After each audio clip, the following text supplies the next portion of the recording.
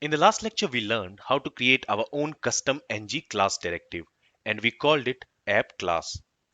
In this lecture, let's learn how to create our own custom ngStyle directive, and we are going to call it appStyle. So this appStyle directive will set a CSS style for an HTML element on which we will use this appStyle directive, just like what ngStyle directive does. Let's understand this with an example. So here, let's go ahead and let's create a new div. And inside this div, let's add a paragraph element. And inside this paragraph, let's specify some text. So let me copy this text from here and let's use it inside this paragraph. And here, instead of ng class, let's say ng style. On this div, let's also use this container class just to, style this div a little bit. Okay, with this, let's save the changes. Let's go to the web page and you will notice that a div with this paragraph has been added in the web page. Now, what I want is, I want to change the background color of this div. For that, we can make use of ngStyle directive, right? So let's use ngStyle directive here. And since it is an attribute directive, we need to wrap it within square brackets like this. And here we can assign some TypeScript expression to this ngStyle. Now inside these double quotes, let's use a set of curly braces. So basically we are assigning an object to this ngStyle.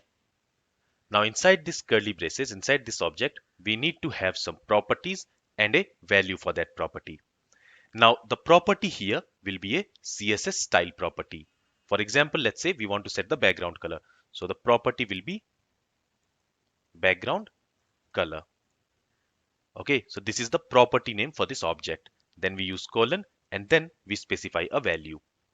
So let's say for this background color property, we want to set the background color as pink. So within single quotes, let's specify that value. Now this is very important to wrap this value within quotes because here we need to assign a string value to this property. Okay, then let's also go ahead and let's set another property. So let's set the text color property. So for that we can use the CSS color property here. And then let's specify a value for it. So let's say maybe white. Okay, with this let's save the changes. Let's go to the web page and you will notice that the background color of that div has changed to pink and the text of that div is in white color. So here we are adding some CSS style for this div element using ngStyle directive. And what have we assigned to this directive? We have assigned an object to it. And the properties of that object is the CSS properties. All right. Now what we want is we want to create a similar custom directive. So we want to create a directive called appStyle and we want to use that appStyle directive just like we are using this ngStyle directive. So in simple terms, let's say that we want to implement this ngStyle directive by our own. Okay, so for that, let's go ahead and let's open VS Code built-in terminal. And here, let's move to this custom directive folder. So inside this folder, I want to create a new directive. For that, let's use cd command. Then we want to go to source folder. From the source folder, we want to go to app folder. And then from the app folder, we want to go to custom directive folder. Let's press enter. And now we are in custom directive folder. Here, we want to create a new directive. For that, we can use ngGenerate command.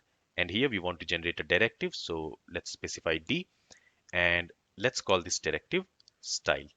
Let's press enter. So this style directive has been created. Here you can see there are two files, styledirective.ts and styledirective.spec.ts has been created. Let's delete this styledirective.spec.ts. And let's go to styledirective.ts file. So here you will notice that we have a class called style directive and it is decorated with a directive decorator and the selector for this style directive class is appStyle. So we want to use this appStyle selector like ngStyle. Alright, now on whichever HTML element or component we will use this directive, we are going to receive that directive as an argument for the constructor of this style directive class, right? So here let's specify a parameter for this constructor. Let's call it element, and this is going to be of type element ref. Then we are also going to receive an instance of renderer2 class. So let's specify another parameter. Let's call it renderer, and it is going to be of type renderer2.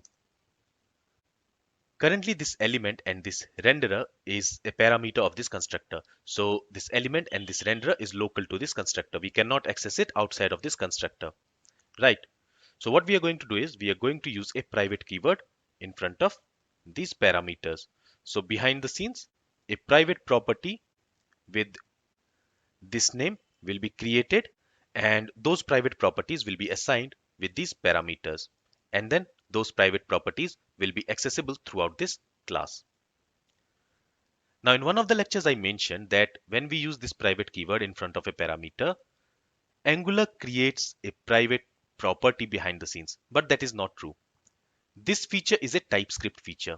Okay, so Angular does not create these properties behind the scene. This job is done by TypeScript. Okay, so one of my subscribers corrected me on this, and that's why I wanted to make this clear in this lecture. All right, now what we are going to do is we are going to create a property for this style directive. And let's call this property set style. And this property is going to be an input property. So for that, let's use this input decorator. And in order to use this input decorator, we also need to import it from Angular Core. All right. Now on this property, I'm also going to use a setter. And when we use a setter on a property name, we can use that property like a method.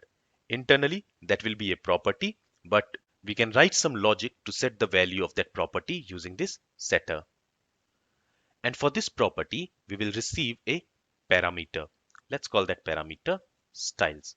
And it is going to be of type object.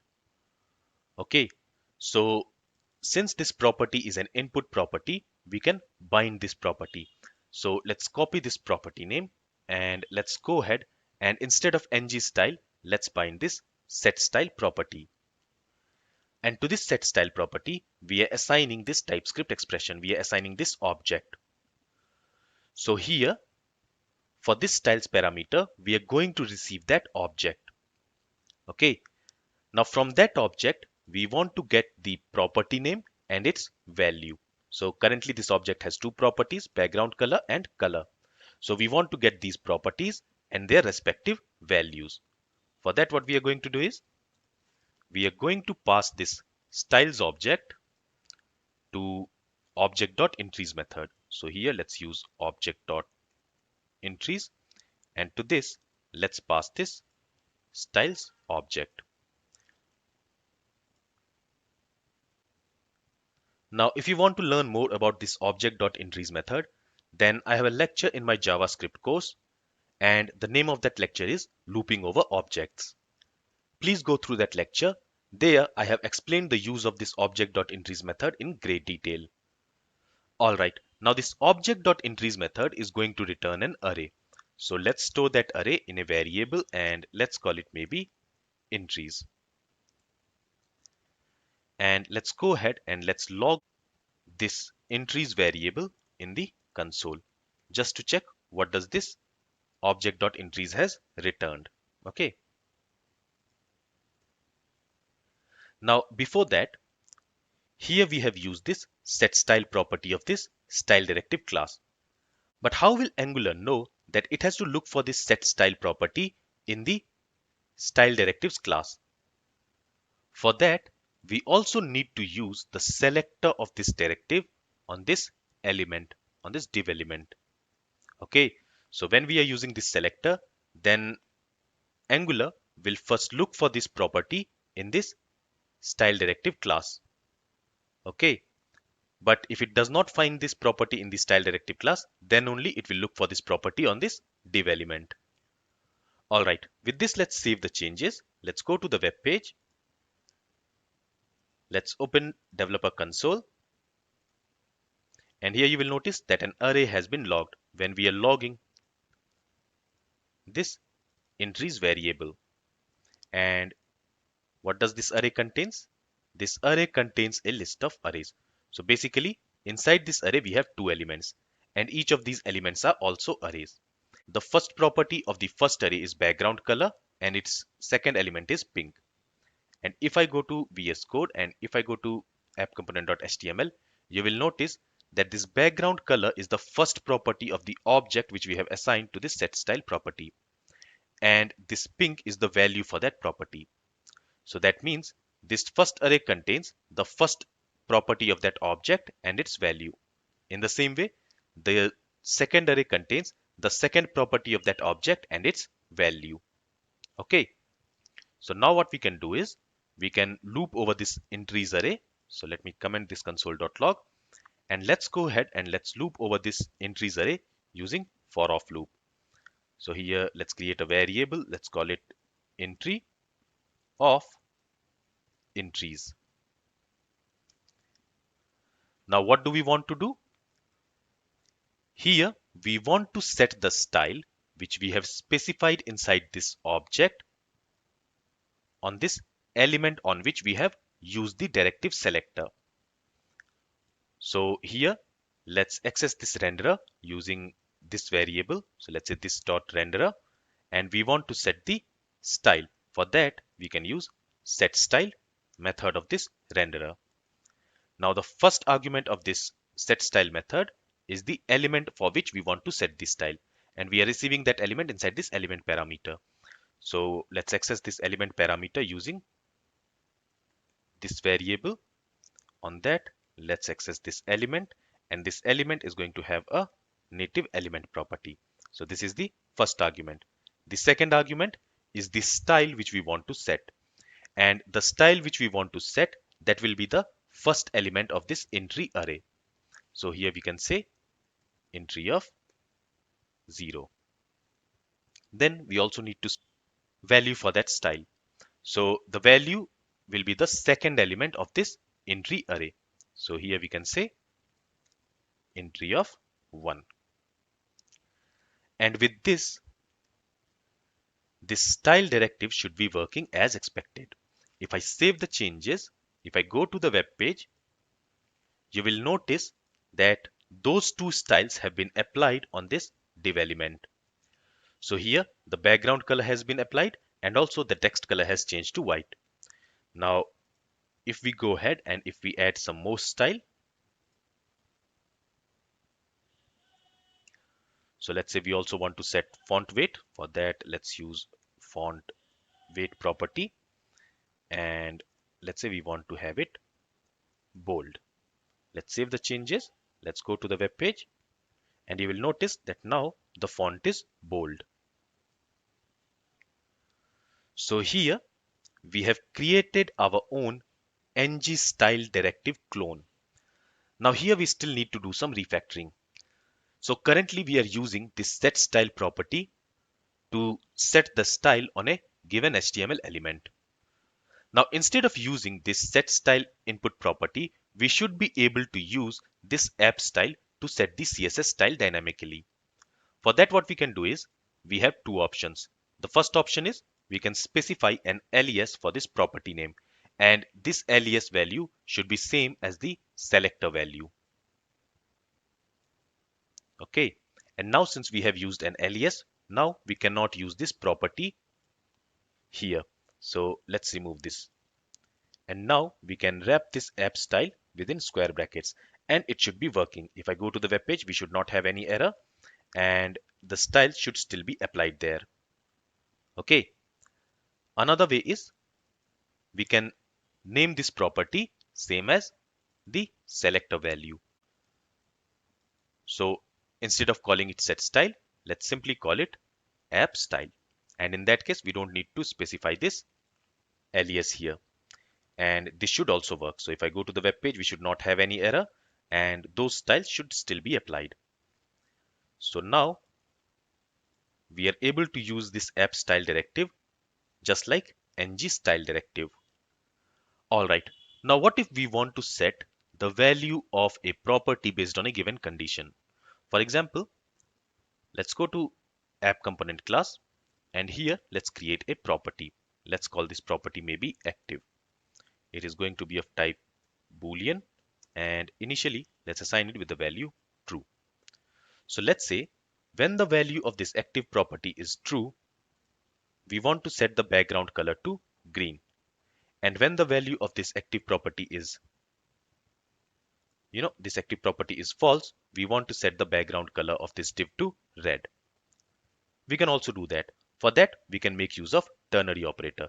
So here, instead of hard coding the background color value, let's use this property, which is active. And let's use ternary operator here. So if this active is true, in that case, we want to return green. So let's specify that. And if this active property is false, then we want to return red. Okay. So now we are assigning the value for this background property based on a given condition. With this, let's save the changes. Let's go to the web page. So initially the background color should be green. That's because the initial value of this active property is true. Now let's go ahead and let's change this value to false. So now if I go to the web page, the background color should be red. Okay. So in this lecture, we learned how we can create our own custom directive similar to ngStyle directive. This is all from this lecture. If you have any questions, then feel free to ask it. Thank you for listening and have a great day.